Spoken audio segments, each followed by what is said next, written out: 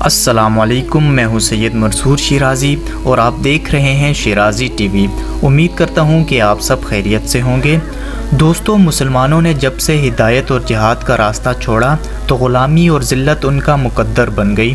خلفائے راشدین کے بعد بہت سے مجاہد سلاطین گزرے جن کے ناموں سے مسلمان گھرانوں کا بچہ بچہ واقف ہے، لیکن آج جس مرد مجاہد کے بارے میں ہم آپ کو بتانے جا رہے ہیں اسے چند سال پہلے تک پاکستان میں شاید چند ہی لوگ جانتے ہوں، لیکن آج کل ہر کسی کی زبان پر ایک ہی لفظ ہے اور وہ ہے ارطغرل۔ آج کی اس ویڈیو میں ہم آپ کو اس عظیم سپہ سالار کے بارے میں بتائیں گے، لیکن اس سے پہلے اگر آپ نے ہمارے چینل کو سبسکرائب نہیں کیا تو ہمارے چینل کو سبسکرائب کر لیں اور ساتھ ہی ساتھ بیل آئیکن کو بھی دبائیں تاکہ نئے سے نئے آنے والی ویڈیوز کے نوٹیفیکیشنز آپ کو مل سکیں۔ تو آئیے چلتے ہیں ویڈیو کی طرف۔ 13ویں صدی کا جب آغاز ہوا تو مجموعی طور پر امت مسلمہ ایک نازک دور سے گزر رہی تھی۔ اسی اثناء میں دنیا کے نقشے پر ایک نئی سلطنت ابھرنا شروع ہوئی۔ چنگیز خان کی قیادت میں منگولیہ سے تعلق رکھنے والی ایک خون خوار فوج نے جب اپنی سلطنت کی توسیع کے لیے دوسرے علاقوں پر یلغار کی تو ایک طرف مشرقی یورپ سے بڑھتے ہوئے وسطی یورپ تک پہنچے تو دوسری طرف سائبیریا، برصغیر، چین اور فارس تک اپنی طاقت کا لوہا منوانے میں جلدی کامیاب ہو گئے۔ منگول فوج نے ظلم اور بربریت کی جو داستانیں قائم کی وہ رہتی دنیا تک اپنی مثال آپ ہیں۔ منگولوں کے مظالم کے آگے دنیا کی تمام بڑی سلطنتوں نے دم توڑ دیا۔ چنگیز خانی طوفان نے اپنی تمام تر ہولناکیوں کے ساتھ سلطنت خوارزم کا رخ کیا اور اس کو پاش پاش کر دیا۔ اس سلطنت کی تباہی کے بعد وہاں پر موجود ترک قبائل کسی محفوظ جگہ کی تلاش میں ہجرت کرنے لگے۔ ان میں زیادہ تر قبائل چرواہے اور خانہ بدوش تھے۔ جہاں سرسبز علاقہ اور پانی نظر آیا وہیں ڈیرے ڈال دیے۔ ان ترک قبائل میں سے بعض ایران اور شام پہنچے جبکہ کچھ نے مصر کی جانب ہجرت کی۔ ان میں سے ایک قبیلے کا نام کائی قبیلہ تھا۔ کائی قبیلہ باقی قبیلوں سے کچھ بڑا اور طاقتور تھا۔ یہ نہایت جنگجو قبیلہ تھا۔ اس قبیلے کے سردار سلمان شاہ تھے۔ کائی قبیلہ سلمان شاہ کی سربراہی میں اپنے وطن خراساں کو چھوڑ کر مختلف ملکوں میں گھومتا ہوا شام کی طرف جا رہا تھا۔ اسی اثناء میں دریائے فرات کو عبور کرتے ہوئے سلمان شاہ ڈوب گئے اور جانبر نہ ہو سکے۔ سلمان شاہ کے 4 بیٹے تھے: سنگر تاکن، گندوگدو، ارطغرل اور دندار۔ سلمان شاہ کی وفات کے بعد کائی قبیلہ منتشر ہو گیا۔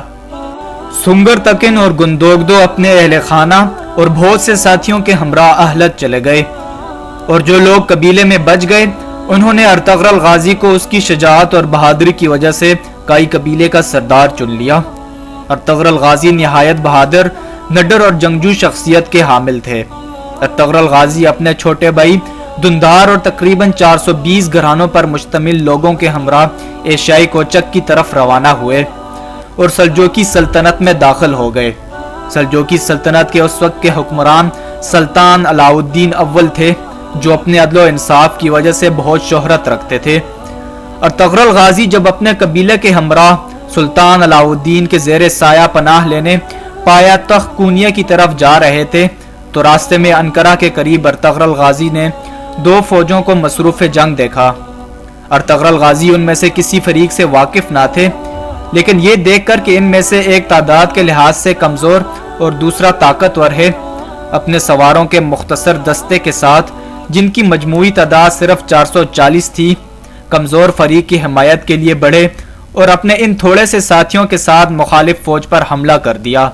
مخالف فوج ڈر گئی اور سمجھی کو ان کو کہیں سے مدد مل گئی ہے اور وہ فوج جیتے جیتے ہار مان گئی۔ بعد میں معلوم ہوا کہ ارطغرل غازی نے جس فوج کا ساتھ دیا تھا یہ سلجوقی سلطان علاؤ الدین کی فوج تھی۔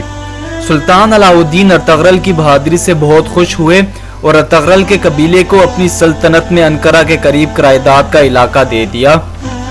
یہ ایک پہاڑی علاقہ تھا، کئی قبیلہ یہیں آباد ہو گیا۔ کہا جاتا ہے کہ سلطان علاؤ الدین نے یہ علاقہ اس لیے کئی قبیلے کو دیا تھا تاکہ بازنطینیوں کی طرف سے کسی بھی حملے سے بچا جا سکے اور سلجوقی سلطنت کی سرحدیں ہر طرف سے محفوظ ہو جائیں۔ سلطان نے ان کو اجازت دی کہ سرحد کے ساتھ ساتھ علاقوں کو فتح کریں اور ان کو سلطنت میں شامل کریں۔ یہ علاقہ بازنطینی سلطنت کے بالکل ساتھ جڑا ہوا تھا۔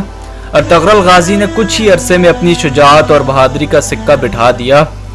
کچھ عرصہ بعد ارطغرل غازی کو سلطان کی طرف سے سوغوت شہر بھی دے دیا گیا۔ ان فتوحات کا نتیجہ یہ ہوا کہ باقی بہت سے ترک قبائل بھی ارطغرل غازی کے ساتھ مل گئے اور انہیں اپنا مشترکہ سردار تسلیم کر لیا۔ اس طرح ارطغرل غازی کی قوت دن بدن بڑھتی چلی گئی اور ان کا اقتدار ارد گرد کے علاقوں میں قائم ہونے لگا۔ سلطان علاء الدین کے لیے ایک جاگیردار کا اس طرح قوت و اقتدار حاصل کر لینا تشویش کا باعث ہوتا، لیکن ایشائے کوچک میں دولت سلجوکیہ اندرونی اختلافات اور امراء کی بغاوتوں کے سبب زوال کی آخری سیڑھی پر کھڑی تھی۔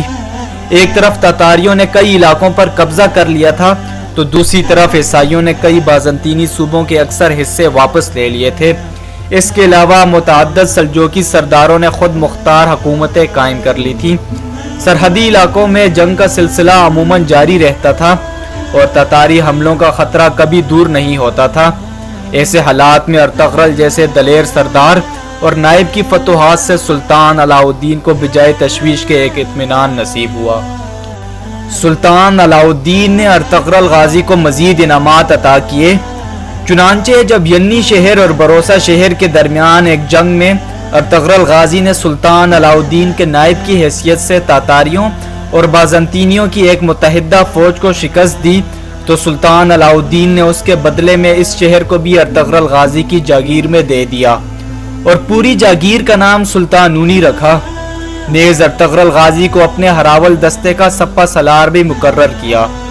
اس وسیع علاقے میں چراگاہوں اور زرخیز زمینوں کے علاوہ بہت قلعے بھی تھے، لیکن سلطانونی کے اکثر حصوں پر خود سر امیروں کا قبضہ تھا اور اس جاگیر پر اپنا تسلط قائم کرنے کے لیے ارطغرل غازی اور ان کے بیٹے عثمان غازی کو مدتوں جنگ کرنی پڑی۔ 1281 عیسوی اور بعض کے نزدیک 1288 میں ارطغرل غازی نے 90 سال کی عمر میں انتقال کیا۔ ارطغرل غازی کی زوجہ حلیمہ خاتون سلجوکی شہزادہ ریاض الدین ثانی کی بیٹی تھیں۔ حلیمہ خاتون کے بدن سے ارطغرل غازی کے 3 بیٹے گندوز، ساوجے اور عثمان پیدا ہوئے۔ ارطغرل غازی کی وفات کے بعد آپ کے جانشین آپ کے سب سے چھوٹے بیٹے عثمان غازی تھے۔ عثمان غازی بھی اپنے والد کی طرح پکے مسلمان، بہادر اور حوصلہ مند تھے۔ انہوں نے بھی فتوحات کا سلسلہ جاری رکھا۔ 1299 میں سلجوکی سلطنت بالکل ختم ہو گئی۔ عثمان غازی اپنے تمام مفتوح علاقوں میں اپنی حکومت کا اعلان کر دیا۔ یوں سلجوکی سلطنت سے علیحدہ عثمانی سلطنت قائم ہوئی اور دنیا کے نقشے پر سلطنت عثمانیہ کا سورج طلوع ہوا، جو تقریباً 650 سال تک چمکتا رہا۔ سلطنت عثمانیہ کی وسعت 3 براعظموں میں 2 کروڑ کلومیٹر تک پہنچی۔ ارطغرل غازی کو سوغوت میں دفن کیا گیا، جہاں آپ کے بیٹے عثمان غازی نے ایک عظیم الشان مسجد بھی تعمیر کرائی۔ ارطغرل غازی کا موجودہ مقبرہ سلطان عبد الحمید ثانی کے دور میں دوبارہ تعمیر کیا گیا۔ تو دوستو، یہ تھی آج کی ویڈیو۔ کمنٹ سیکشن میں اپنی آراء سے آگاہ کریں کہ آپ کو یہ ویڈیو کیسی لگی۔ اس ویڈیو کو زیادہ سے زیادہ شیئر کریں۔ اپنا بہت خیال رکھیے گا۔ اللہ حافظ۔